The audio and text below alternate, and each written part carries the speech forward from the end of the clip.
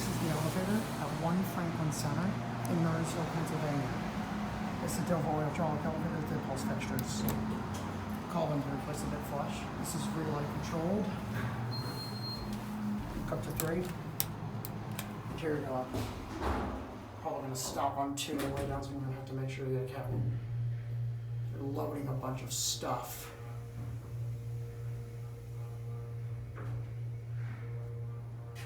Just have to get a cab here quickly. Here, 3.